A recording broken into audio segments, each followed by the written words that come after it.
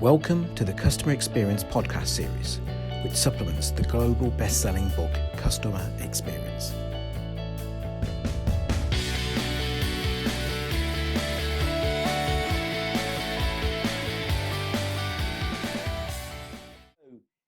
Hi there, Olga. Thank you for joining me today on this podcast episode. Could you just introduce yourself to the listeners, please? Hello, Naeem and everyone. My name is Olga Guseva. I am a managing partner of Integra Consult. I run a consulting company that specializes in customer centricity and loyalty.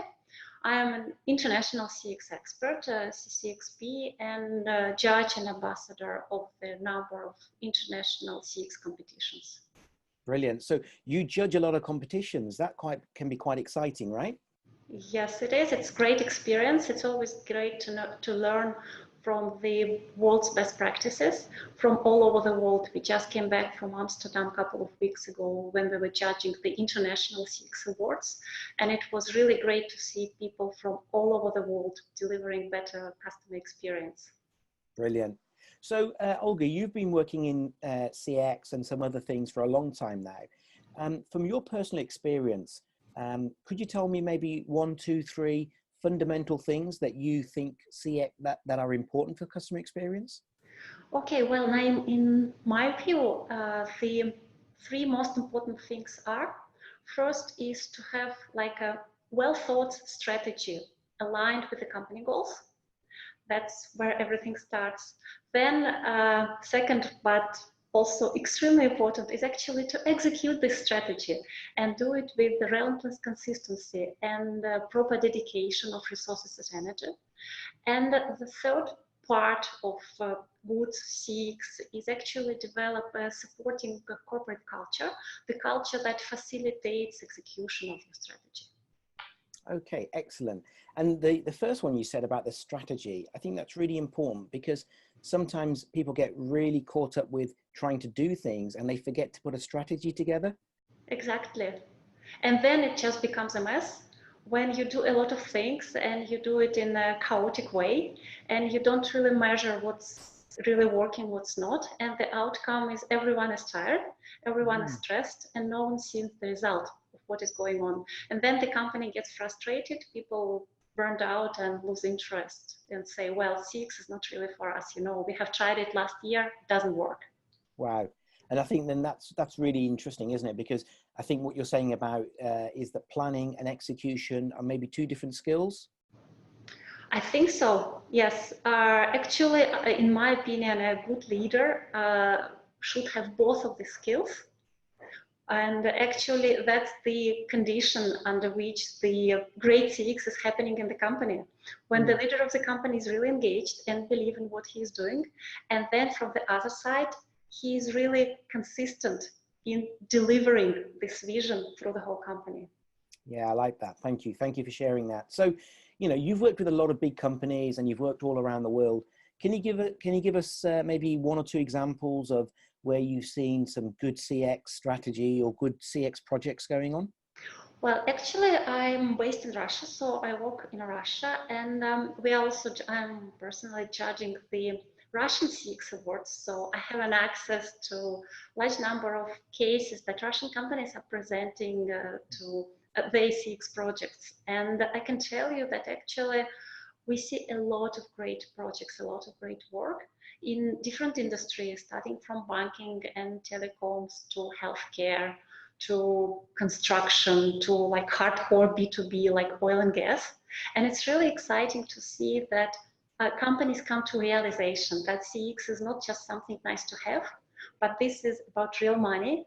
It is about commercial success, commercial sustainability, and actually a very successful commercial future. That's really great to see. Wow.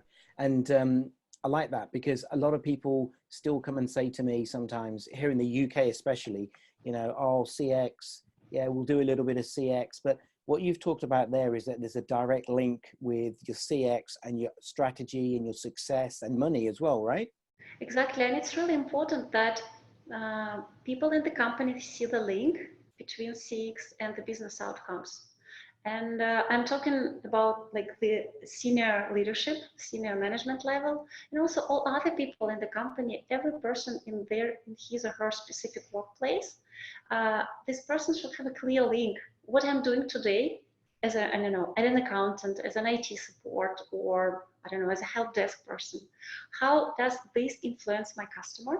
What's my value I'm adding to this chain value, like delivering the value to the customer, and how my behavior is actually integrated in the overall customer experience the customer is getting. Okay, great. And if therefore, you know, is it for big companies or is it for smaller companies as well? I mean, like, let's say, for instance, let me pick something general, like a dental practice. You know, if I'm a dentist, why is CX important to me?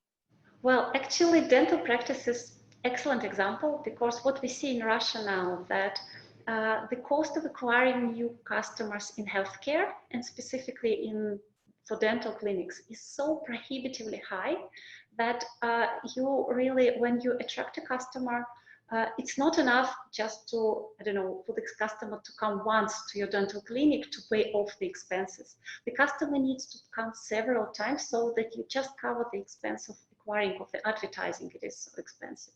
So unless the dental practice learns properly how to retain the customers, how to provide a good customer experience, they just won't be able to be commercially successful and survive. So basically, that's not a question of, well, it's nice and great to be customer centric. It's the question of, am I in this business or not, or I'm looking somewhere else because I cannot survive here. Okay, so that's a real survival issue. You know, it's real, you know, really important, we think, for all types of companies to focus on CX. Exactly, and dental practices is just one example. Actually, now quite a lot of industries are in the same position. Right. So more and more companies are coming to realization that unless they know how to keep their customers happy and work with the existing customer base, they won't have the future in their market. Okay, great. Thank you for sharing that. Let's talk something just a little bit specific, Russia based. I mean, I've done a couple of projects in Russia, and one of the things I had a real problem with working with the banks, because the banks kept changing and the dates kept changing, and we had to you know, a new bank would open and the sort codes would change, and it was a big problem for the client I was working with. Have you worked with any banks? Can you tell me any stories of big corporations that you've worked with, maybe, that you've really had a good time? Actually, yes. We have a long-standing business relationship with one of the largest Russian banks, and we are really proud and happy that last few years we've been working on a large project that was devoted to improving customer experience through educating the people that work at the bank about the importance of CX, and specifically about the tools they can use to build a better customer experience in the bank. That was like a special educational course for middle management. So these are the people who work in the branches, and they have a lot of tasks that are dedicated to him, like commercial, like operational things. And now they also need to focus on CX. They have to understand the importance. Why is it important for me as a manager of the branch or something to invest my energy and efforts to learn it and actually to do it? And it was really great to see that we can deliver practical tools that help these people learn and build better customer experience in so many different regions and parts of Russia. Wow. So you've told me a few good stories there, and you know, you've worked with some good clients. I can definitely tell. You know, so you're obviously a great person to write and collaborate on this customer experience book. Your topic or your chapter that you wrote about. Can you tell me maybe one key thing that someone reading your chapter is going to learn when they read your chapter? Well, actually, I remember we started our conversation talking about the basic principles of CX, what are the main pillars of CX. And actually, the chapter is devoted to the third pillar. It's devoted to corporate culture. And in a way, corporate culture sometimes is this thing many companies are struggling with, because it feels a bit intangible, fluffy, like clouds. You can definitely see it, but you really can't touch. And at the same time, it has huge influence on everything that happens in the company and how CX is progressing in the company. And by understanding the evolution of corporate culture and the state of corporate culture where the company is now, it gives you as CX specialist, as a CX professional, a great advantage to understand which projects, which CX initiatives can be absorbed and accepted by the company, and which actions and ideas will meet resistance. Great, great. So anybody reading your chapter is going to get a real flavor of culture. And, you know, there's a famous saying that culture beats strategy. You know, you can have a great strategy and a bad culture and you'll be ineffective. But Yep. if you have great culture, you can get things done. So I think that's a really valuable chapter. We had, you know, I certainly enjoyed reading it. And I think a lot of people have said some really good things about your work. So really pleased to have worked with you on that. Let me ask you another couple of things just before we wrap up. So how about, you know, do you think there'll be a lot more talk about CX in 2020? We're in a new decade now. Do you think there'll be a lot more talk about it now? Do you think people are getting the message of its importance? In my view, that's definite. The answer is a definite yes. And here in Russia, we see a growing interest to CX all across Russia in all industries, and internationally also. Like by coming to different international awards, we can see that companies from more and more countries are coming to present their cases and share their experience. So it's definitely growing and it's international. Brilliant. Okay. Last question from me. Olga, you're very young and I hope you're going to live for many, many, many more years. But how would you like people to maybe remember you when your career is done? Or, you know, what would be some kind of a big legacy you'd like to leave from your work in CX? Well, you know, it may sound a bit personal and a bit egocentric, but when I think about CX, I think of myself as a customer. I think of my daughter, I think of my parents, I think of my husbands, and we are all consumers, we are all customers. And the area we work with, customer experience, and what we are trying to do is to help companies improve customer experience.